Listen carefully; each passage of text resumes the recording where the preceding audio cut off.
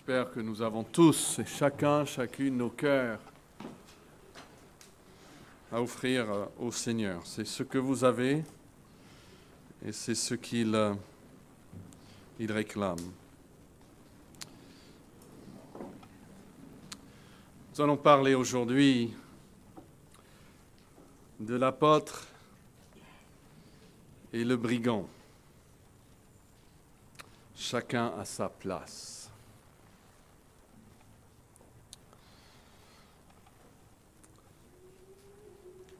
John Donne, c'est un prédicateur et un poète anglais du XVIIe siècle. Il a écrit plusieurs choses, mais sans doute sa phrase la plus célèbre, et souvent citée dans le monde anglophone, c'est quand il a dit « Aucun homme n'est une île, un tout complet en soi. Tout homme est un fragment du continent, une partie de l'ensemble. » Surtout cette partie « Aucun homme est une île ». C'est une image frappante pour démontrer que personne ne peut vivre sa vie isolée des vies autour de lui. Il est impossible de vivre dans ce monde sans être influencé par ceux qui nous entourent et sans, même si on ne s'aperçoit pas, sans influencer ceux qui nous entourent. Et c'est pour ça l'histoire d'un homme, lorsqu'elle est racontée, même si on veut juste résumer sa vie en quelques lignes, on ne peut jamais parler uniquement de l'homme lui-même. Quand on raconte l'histoire d'un homme, forcément, on est obligé de raconter l'histoire d'autres personnes qui l'ont entouré, sur qui lui il a eu un effet ou qui ont eu un effet sur lui. Et Jésus ne fait pas exception à cette règle. Nous ne pouvons pas raconter l'histoire de la naissance de Jésus sans parler de Marie, de Joseph, des mages, des bergers, d'Hérode, des religieux à Jérusalem, des foules à Bethléem. Et nous ne pouvons pas non plus parler de sa mort, sur laquelle nous voulons réfléchir ce matin, sans parler d'autres personnes, des disciples par exemple, d'Hérode, un autre Hérode, de Pilate, des chefs religieux, des foules à Jérusalem, de Barabbas, de Pierre, et en l'occurrence un certain apôtre et un certain brigand. Et c'est pourquoi nous allons parler donc ce matin de l'apôtre et le brigand. Chacun à sa place. D'abord, considérons ces deux personnes. Parce que c'est en comparant ces deux personnes, et peut-être aussi en les contrastant l'une à l'autre, que nous pouvons apprendre beaucoup de choses sur ce qu'est l'homme, mais aussi sur ce qu'est Jésus, de sa façon de réagir, de recevoir. Pourquoi sa mort? Qui est-ce qu'il sauve réellement de la colère éternelle? L'apôtre et le brigand. Alors si je vous posais la question, lequel de ces deux hommes, l'apôtre ou le brigand, lequel de ces deux hommes a vécu avec Jésus pendant plus de 3 ans? Qui de ces deux écoutait régulièrement les prédications de Jésus? Qui de ces deux était personnellement témoin de miracles étonnants de la part de Jésus? Qui de ces deux a reçu lui-même le pouvoir de chasser des démons, de faire lui-même des miracles? Et qui a été personnellement chargé de gérer les biens financiers du maître? L'apôtre ou le brigand? Je crois que la réponse est facile. Et si je vous posais la question, lequel de ces deux, l'apôtre ou le brigand, a passé ces 3 mêmes années à vivre la vie d'un hors-la-loi, qui a cherché son propre profit par la perte et la douleur des autres et s'est même réjoui de le faire? Qui a jamais pris le temps d'aller d'écouter Jésus, malgré le fait que des milliers de personnes autour de lui parlaient de lui? Qui a passé ces 3 années à ne pas faire le bien, à ne pas prêcher, à ne pas accompagner Jésus, à ne pas guérir, mais à faire le mal à un tel point où il va pouvoir admettre lui-même qu'il mérite la peine capitale. Nous parlons de l'apôtre ou de brigand. Et je pense que même si vous n'avez jamais entendu l'histoire des évangiles, vous auriez la bonne réponse. Qui est qui? Vous pouvez bien les identifier. Mais rappelons-nous du titre, l'apôtre et le brigand, chacun à sa place. Il y a ces deux personnes, mais il y a en fait deux places. Moins de 24 heures avant sa mort, Jésus a parlé de l'un de ces deux hommes, en prononçant les mots les plus terrifiants qu'on puisse entendre sur soi-même. Jésus a dit, il aurait mieux valu pour lui n'être jamais né. Et puis quelques minutes seulement avant sa propre mort, Jésus donne à l'autre de ces deux hommes ce qui est très certainement la plus douce promesse qu'on puisse recevoir à l'heure de notre mort. Et Jésus lui dit, je te le dis en vérité, aujourd'hui, tu seras avec moi dans le paradis. Alors je vous pose maintenant une autre question. De qui Jésus a-t-il prononcé cette effrayante affirmation? De l'apôtre ou du brigand? Et à qui Jésus a-t-il offert cette promesse si gracieuse d'être avec lui au paradis? À l'apôtre ou au brigand? Et c'est ici, à moins que vous connaissiez, j'espère que vous connaissiez déjà l'histoire des évangiles, vous vous tromperiez très certainement de réponse, n'est-ce pas? Parce que le jour même de la crucifixion, termine avec le brigand au paradis avec le Seigneur. Et l'apôtre, selon Actes 1,25, dans sa propre place, dans la place qui est la sienne.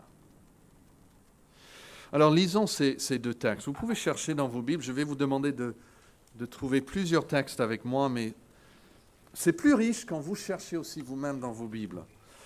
Donc Luc 23 d'abord et le verset 39, nous parlons ici du brigand. Luc 23, 39, voici la parole de Dieu. L'un des malfaiteurs crucifiés l'injuriait, disant, n'es-tu pas le Christ ou le Messie? Sauve-toi toi-même et sauve-nous. Mais l'autre le reprenait en disant, et disait, ne crains-tu pas Dieu, toi qui subis la même condamnation? Pour nous, c'est justice. Il est lui-même sur la croix. Il parle certainement avec difficulté pour être entendu de l'autre qui est de l'autre côté de Jésus. Il dit, pour nous, c'est justice, car nous recevons ce qu'ont mérité nos crimes. Mais celui-ci n'a rien fait de mal. Et il dit à Jésus, souviens-toi de moi quand tu viendras dans ton règne. Et là, Jésus prend la parole. Et Jésus lui-même, sur la croix, dit, je te le dis en vérité, aujourd'hui tu seras avec moi dans le paradis. Voici sa place. Alors maintenant, est-ce qu'on peut trouver Actes chapitre 1? Donc nous avons les évangiles, Matthieu, Marc, Luc, vous y êtes, Jean, et puis Actes, écrit par le même auteur humain. Luc a écrit l'évangile de Luc et puis les Actes des apôtres. Le premier chapitre, et au verset 15, on va parler de l'apôtre maintenant. L'apôtre qui s'appelle Judas. Et en ces jours-là, Pierre, un autre des apôtres, il se leva au milieu des frères. Le nombre de personnes réunies était d'environ 120. Et il dit, « Hommes, frères, il fallait que s'accomplisse ce que le Saint-Esprit dans l'Écriture avait annoncé d'avance par la bouche de David au sujet de Judas, qui était le guide de ceux qui ont saisi le Seigneur, ou de ceux qui ont saisi Jésus, pardon. » Alors notez ce qu'il dit de Judas au verset 17. « Il était compté parmi nous. » Il avait sa place parmi nous. Et il avait part même au même ministère. Et cet homme, ayant acquis un champ avec le salaire du crime, est tombé, s'est rompu par le milieu du corps, et toutes ses entrailles se sont répandues. Et là, nous avons une explication de la part de Luc. La chose a été si connue de tous les habitants de Jérusalem que ce champ a été appelé dans leur langue Akeldama, c'est-à-dire champ du sang. Or, il est écrit, et là c'est Pierre, je pense, qui reprend la parole ici. Or, il est écrit dans le livre des psaumes que sa demeure devienne déserte et que personne ne l'habite et qu'un autre prenne sa charge. Il faut donc que parmi ceux qui nous ont accompagnés tout le temps que le Seigneur Jésus a vécu parmi nous, depuis le baptême de Jean jusqu'au jour où il a été enlevé du milieu de nous, il y en ait un qui nous soit associé comme témoin de sa résurrection. Ils en présentèrent deux. Joseph, appelé Barsabas, surnommé Justus, et Matthias. Et puis ils firent cette prière, « Seigneur, toi qui connais les cœurs de tous, désigne lequel de ces deux tu as choisi. » Notez le verset 25. « Afin qu'il ait part à ce ministère et à cet apostolat que Judas, l'apôtre Judas, a abandonné pour aller en son lieu. » Alors, dans le grec, et ça ne se voit pas très bien dans cette traduction, mais nous trouvons deux fois le même mot place, pour place, dans ce verset. On pourrait le traduire ainsi. Il sera apôtre et prendra la place que Judas a laissée pour aller à la place qui est la sienne. Vous voyez, cette répétition de place rend l'image forte. Judas a abandonné la place auprès de Jésus, il accompagnait Jésus, pour aller à la place qui est la sienne. Ça, c'est la place de l'apôtre. Quelle était la place du brigand? On va se remémorer de ce fait. Jésus lui a dit, aujourd'hui tu seras où? Tu seras avec moi dans le paradis. Et la place maintenant de l'apôtre Judas, qui a quitté, qui a abandonné sa place auprès du Seigneur, maintenant lui, il va à sa propre place, la place qui est la sienne. Ça parle certainement ici de l'enfer, loin du Seigneur, et dans la place qui est la sienne. Vous n'êtes pas obligé de le chercher, plusieurs parmi vous le connaissent par cœur, mais ce même mot « place » est utilisé par Jésus la nuit avant sa mort, lorsqu'il dit en Jean 14 à ses disciples que votre cœur ne se trouble point. Croyez en Dieu, croyez en moi. Il y a plusieurs demeures dans la maison de mon Père. Si cela n'était pas, je vous l'aurais dit. Je vais maintenant, il parle d'aller à la croix. Je vais vous préparer quoi? Une place. Même mot. Je vais vous préparer une place. Et lorsque je m'en serai allé et que je vous aurai, il va le répéter, que je vous aurai préparé une place, je reviendrai. Et je vous prendrai avec moi afin que, c'est où cette place? Afin que, là où je suis, vous y soyez aussi. La place, c'est auprès de lui, qui est auprès du Père. c'est presque la même chose qu'il dit, en fait, aux brigands sur la croix. Tu seras avec moi dans le paradis. Ici, à ses disciples, je prépare une place pour que vous soyez avec moi là où je suis, dans le paradis, auprès du Père.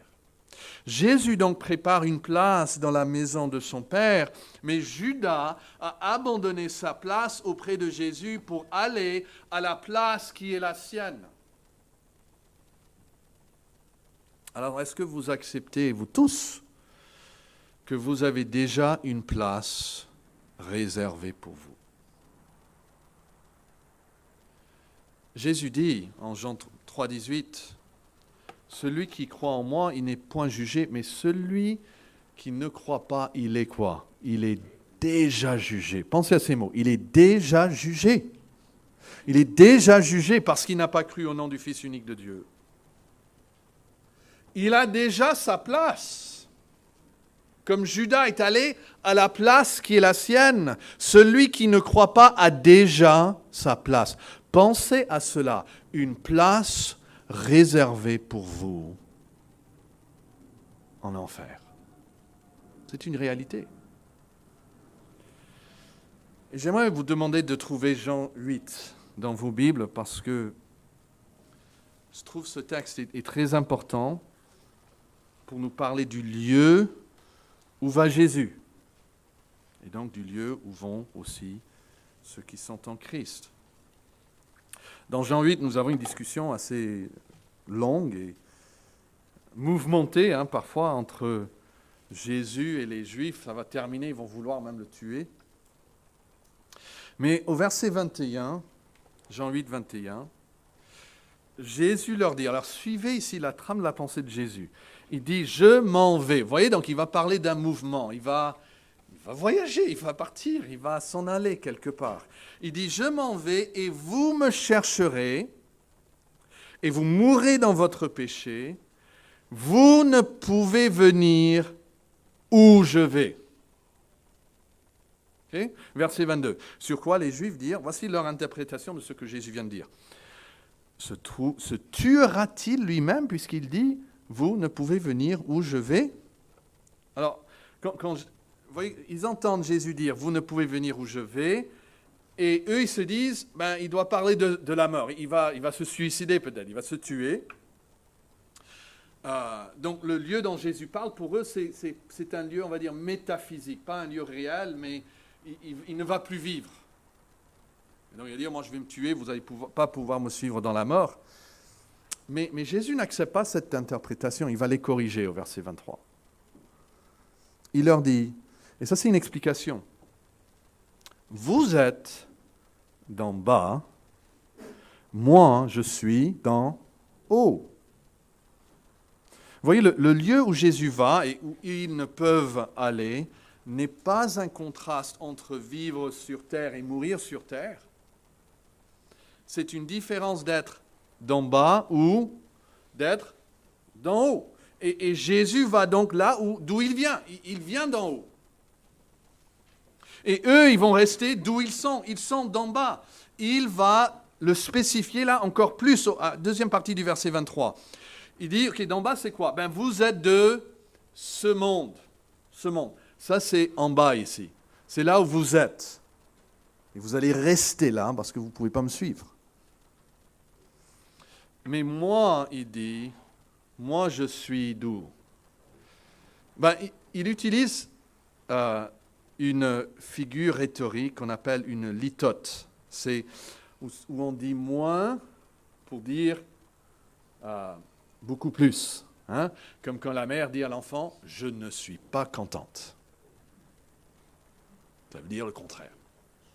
Et c'est ce que Jésus utilise ici. Je ne suis pas de ce monde. Il est en train de nous dire qu'il est où? Il est d'en haut, qu'il est du ciel. Le contraire du monde serait donc le ciel. Et donc quand il dit, regardez, revenez au verset 21, « Je m'en vais, et vous me chercherez, et vous mourrez dans votre péché. Vous ne pouvez venir où je vais. » Il leur dit qu'il va au ciel. Il va au ciel. C'est là d'où il est venu. Il va retourner auprès du Père. Mais, mes amis, si vous, aujourd'hui, si vous mourrez dans votre péché, vous n'irez jamais au ciel où est Jésus. Vous n'irez pas. Vous ne pouvez pas venir. Au brigand, Jésus a dit, aujourd'hui tu seras avec moi dans le paradis. À ses disciples, Jésus a dit, je vais vous préparer une place et je vous prendrai avec moi afin que là où je suis, vous y soyez aussi. En Jean 17, verset 24, Jésus prie le Père et il dit, Père, je veux que là où je suis, ce que tu m'as donné soit aussi avec moi. C'est ce qu'il désire, il soit avec eux. Mais, si vous n'appartenez pas à Christ, Christ vous dit, je m'en vais, et vous me chercherez, et vous mourrez dans votre péché, vous ne pouvez venir où je vais.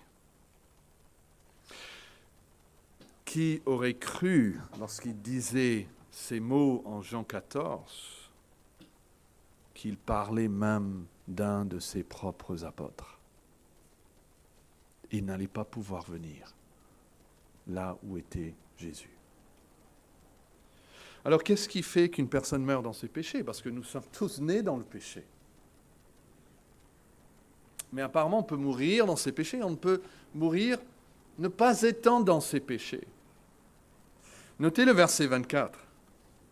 Il dit, c'est pourquoi je vous ai dit que vous mourrez dans vos péchés, car si vous ne croyez pas ce que je suis, vous mourrez dans vos péchés. C'est ça la clé. Vous savez qu'on peut pécher comme le brigand sans mourir dans nos péchés. Et on peut faire toutes les activités d'un apôtre et mourir dans nos péchés. C'est ce que nous voyons en contrastant ces deux hommes. Alors, est-ce que c'est les actions? Est-ce que c'est les œuvres? Est-ce que c'est l'effort? Qu'est-ce qui fait la différence? Alors, on peut penser à deux postures à l'égard de Jésus. Je vous donne 3 P ici pour nous aider à le garder et réfléchir même plus tard. Il y a ces deux personnes, il y a ces deux places, très contrastées l'une à l'autre. Et ce qui fait la différence, c'est ces deux postures qu'elles ont, ces deux personnes, à l'égard de Jésus. Alors, une posture, au sens figuré, c'est une attitude morale de quelqu'un envers quelque chose ou quelqu'un. Et on peut imaginer par la posture physique. Alors, même vous, les enfants, imaginez quelqu'un qui entre et on lui tourne physiquement le dos. J'ai vu ça pendant un des confinements. Il y avait un ministre de la Santé, je crois, qui est venu à un hôpital pour faire une visite. Et les soignants étaient rangés là comme pour faire une haie d'honneur. Mais au moment où le ministre est arrivé à pied, ils ont tous, d'un seul accord, lui ont tourné le dos. Et la haie d'honneur est devenue la haie de la honte par une simple posture physique. Alors imaginons donc ces deux postures envers Jésus. Il y a un qui lui tourne le dos et à l'autre qui lui tourne les regards. Ici, il y a deux postures différentes envers Jésus.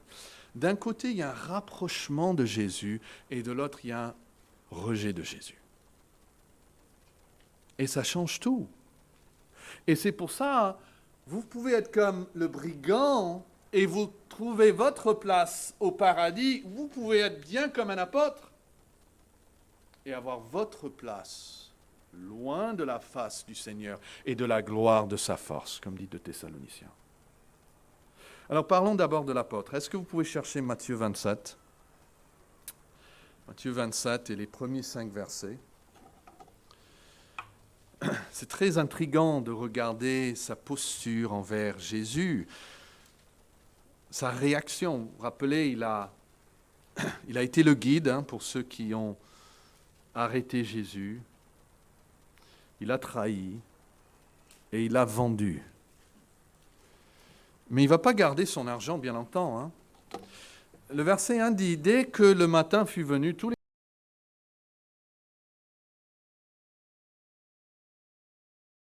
Les principaux sacrificateurs et les anciens du peuple tinrent conseil contre Jésus pour le faire mourir.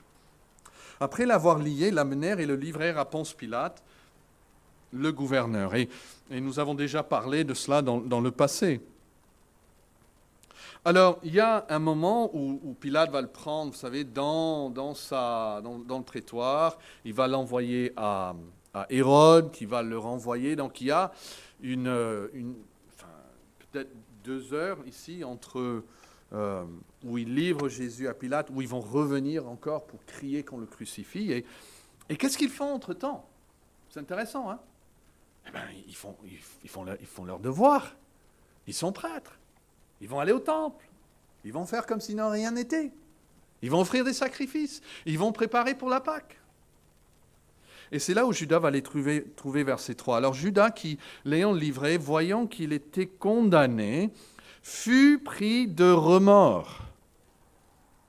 Il y a un mot pour repentance, et ce n'est pas le même mot, hein, mais il fut pris de remords, et il rapporta les 30 pièces d'argent aux principaux sacrificateurs et aux anciens, en disant, écoutez ce qu'il dit ici, « J'ai péché en livrant le sang innocent. » Ils répondirent, « Que nous importe? Cela te regarde. » Judas jeta les pièces d'argent dans le temple. Alors, essayons d'entrer un peu dans la pensée de Judas. Il confesse son péché. Il dit, j'ai mal fait. Il cherche à remédier son tort, à restituer même l'argent qu'il avait pris. Et de plus, il confesse même la justice et l'innocence de Jésus-Christ. Vous voyez, il dit non seulement que j'ai péché, mais il dit j'ai livré le sang innocent.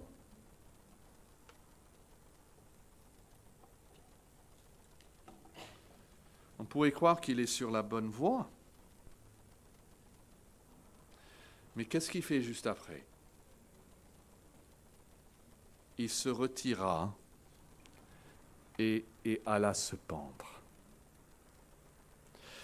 Et un prédicateur du XVIIe, je crois, siècle, Thomas Watson, a dit ceci. « En quoi le chagrin de Judas était-il blâmable ?»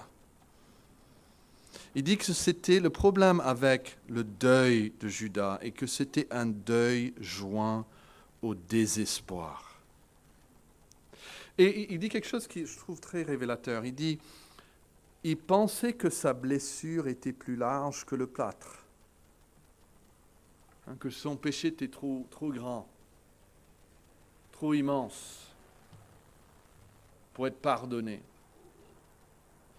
Il se noyait dans les larmes. Sa repentance n'était pas une repentance qui mène à la vie, mais à la mort. Acte 11, 18 parle du fait que Dieu a donné à certains une repentance qui mène à la vie. Judas n'avait pas cette repentance qui mène à la vie. Il avait des remords, mais qui l'ont amené jusqu'à la mort.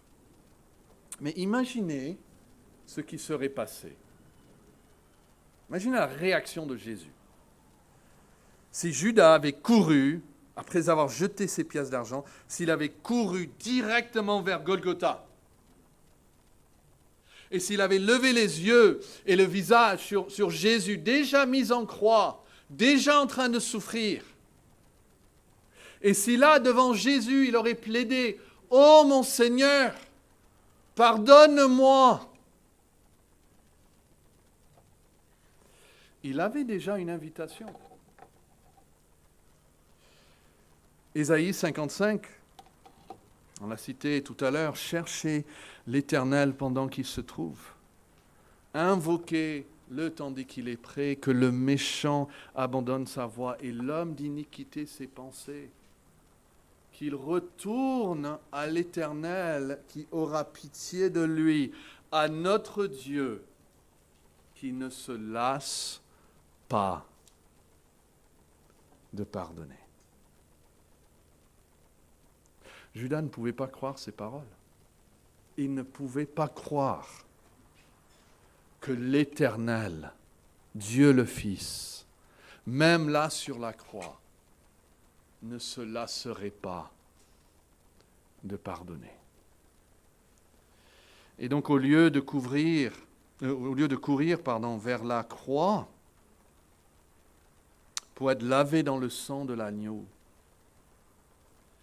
il cherche à mettre fin à son angoisse dans son propre sang, imaginez. Au lieu de regarder vers la mort de Jésus, il se dit que sa propre mort va régler les choses. Quel insensé de penser qu'il pourrait, d'une manière ou d'une autre, donner sa propre vie pour mettre fin à son agonie. C'est une pensée folle, mais tous les jours. J'oublie combien de suicides ici en France par jour. Il y a des gens qui pensent qu'ils peuvent mettre fin à leur propre agonie en se donnant à eux-mêmes la mort. Et qui ici serait assez téméraire de croire qu'on pourrait expier, qu'il lui pourrait expier ses péchés et mettre fin à ses souffrances en sautant la vie que Dieu lui a donnée et que Dieu seul a le droit de reprendre. Ne pensez jamais au suicide.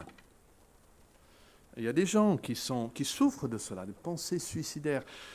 Mais je vous demande avec instance, ne pensez jamais au suicide comme une solution ou comme la fin de la souffrance. Il y a une place qui vous attend. Quelle que soit la façon que vous terminez vos jours, il y a une place qui vous attend. Et le suicide ne fait que hâter votre arrivée dans votre destination finale. Le suicide ne vous sauvera pas de votre place. Il ne fera que vous précipiter dans votre place. Ce n'est pas la solution. Et donc, il n'y a rien vraiment de vertueux dans ce que Judas a fait en se donnant la vie. Il était tellement tourmenté qu'il pouvait qu'à penser mettre fin à la torture qu'il avait dans son propre cœur et dans sa conscience. Il savait qu'il avait fait le bien. Mais au lieu de régler cette chose par la repentance, par la foi devant la croix de Dieu ici, je vais régler la chose moi-même. Je vais ôter ma propre vie. Je vais terminer moi-même mes jours et mes douleurs et ma souffrance. Et comme dit l'apôtre Paul plus tard, il n'a fait qu'aller à la place qui est la sienne. Vraiment, ça devrait nous donner la crainte. Alors parlons du brigand en Luc 23. Vous pouvez retrouver ces versets. Luc 23, verset 39. L'un des malfaiteurs crucifiés l'injurait. Il voulait une solution rapide. Il dit « Sauve-toi toi-même et sauve-nous ». Le salut qu'il cherche, c'est le salut physique, c'est le salut immédiat, le salut de la souffrance, de la croix. Lui non plus, comme Judas, il pense que la fin de la vie, c'est la fin de tout. Et s'il y a un salut, c'est pour maintenant. Sinon, c'est trop tard. Mais l'autre, verset 40, le reprenait en disant « Ne crains-tu pas Dieu ? Toi qui subis la même condamnation. Pour nous, c'est justice, car nous recevons ce qu'ont mérité nos crimes, mais celui-ci n'a rien fait de mal. » Alors, il y a des similitudes même avec ce qu'a dit l'apôtre. J'ai trahi du sang innocent. Et lui aussi, il dit, celui-ci n'a rien fait de mal. Judas aussi dit, j'ai fait tort, j'aurais pas dû le faire. J'ai du remords. Lui aussi, le brigand, il a ce remords. Il a dit, nous méritons la mort. Mais quand je dis la posture de Judas par rapport à Jésus, qui s'en va et qui se suicide pour terminer l'affaire lui-même, et la posture de ce brigand qui se tourne vers Jésus, qui lui parle. Notez ça au verset 42. Et il dit à Jésus. Vous voyez, il parlait d'abord à l'autre brigand. Mais là, il va parler à Christ. Et il va dire à Jésus. Et Jésus, physiquement, vous savez, n'est rien. Il n'a pas sa gloire. À la vue des hommes, c'est un criminel comme lui, dénudé de tous ses habits comme lui, saignant comme lui, mourant comme lui, moqué comme lui, et il lui dit, « Souviens-toi de moi quand tu viendras dans ton règne. » Et ce n'est pas la posture physique, hein, il peut pas changer, c'est la posture du cœur. Il voit Jésus comme roi. Il voit l'avenir, il sait que l'avenir continue même après la mort. Il n'a rien à offrir à Jésus. Qu'est-ce qu'il peut lui donner? Qu'est-ce qu'il peut lui donner? Rien. Il plaide simplement que Jésus se souvient de lui. Et Jésus lui répondit, « Je te le dis en vérité, aujourd'hui tu seras avec moi dans le paradis. » Lui, il obéit à l'appel d'Ésaïe. Ésaïe 45, où Dieu dit à travers à travers le prophète, « Tournez-vous vers moi et vous serez sauvés, vous tous qui êtes aux extrémités de la terre, car je suis Dieu et il n'y en a point d'autre. » Voici l'appel que Dieu vous adresse, mes amis.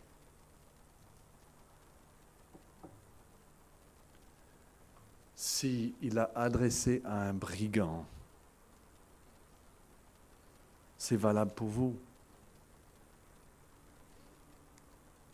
Mais la tristesse, c'est que pas tous répondent à l'appel de Dieu. Pas tous les brigands, pas tous les paysans, pas tous les habitants de Jérusalem, pas tous les religieux, pas tous les non-religieux, même pas tous les apôtres. Mais si vous vous tournez vers lui, vous serez sauvés. Et votre place sera auprès de Christ dans la maison du Père. C'est ce que dit le psalmiste, hein, « L'Éternel est mon berger. Je ne manquerai de rien. » Hein, il me dirige près des eaux paisibles, il restaure mon âme. Il dit, même quand je passe dans la vallée de l'ombre de la mort, je ne crains aucun mal. Pourquoi? Parce que tu es avec moi. Tu es avec moi. Il est avec nous, mais il termine le psaume en disant quoi? Un jour, je serai avec lui. J'habiterai dans ses parvis, dans sa maison. En français c'est dit jusqu'à la fin de mes jours, mais c'est l'idée de l'éternité, jusqu'à la fin de la fin qui ne cessera jamais. Il est avec nous et un jour nous serons avec lui. Mais si vous tournez le dos à Christ, si vous voulez régler ces choses par vous-même, vous avez aussi là une place qui est réservée pour vous. Et nous apprenons quelque chose du regret de Judas. Une des choses qui va tourmenter les âmes dans l'enfer, c'est le regret. C'est le regret.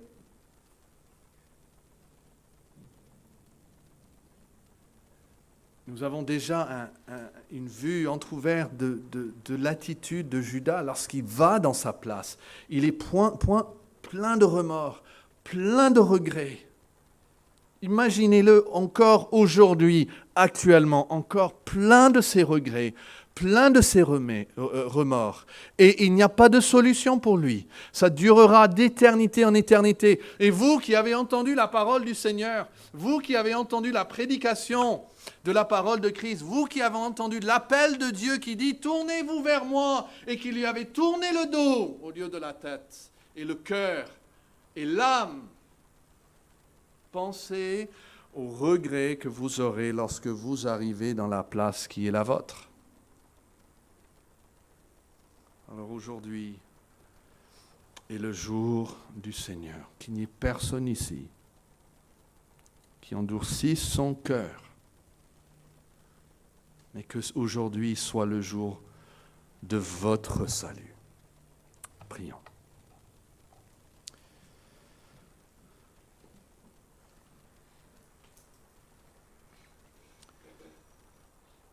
Avec nos têtes baissées, et aussi, si vous voulez bien, nos yeux fermés. J'ai vraiment un cœur, au nom du Seigneur, comme un ambassadeur de la part du Seigneur, à vous demander à chacun d'être réconcilié avec Dieu. Vous ne pouvez pas éviter la place qui est la vôtre. Remettre la décision à notre jour ne change rien à la réalité. Êtes-vous sûr d'avoir une place auprès du Père? Êtes-vous sûr qu'aujourd'hui, vous êtes en Christ? Si cela n'est pas le cas, vous avez vraiment une chose à faire. Cherchez l'Éternel pendant qu'il se trouve. Invoquez-le tandis qu'il est prêt. Parce que le jour viendra où ce sera réellement trop tard. Ce n'est pas des philosophies dont on parle ici, c'est une réalité. Une réalité. Si seulement je pouvais dépeindre devant vous les horreurs de l'enfer et les gloires du ciel, je suis sûr que vous ne resterez pas indifférents. Mais Dieu insiste qu'on reçoit ces choses par la foi. Il ne va pas nous montrer de vidéos, il ne va pas nous donner de sensations, il nous donne sa parole. Il faut qu'on se fie à sa parole. C'est la vérité. Et c'est pour ça que Jésus dit, ceux qui ne croient pas, ils vont mourir dans leurs péchés. Ô Dieu, nous prions que ton Saint-Esprit travaille, qu'il fasse son œuvre, qu'il crée aujourd'hui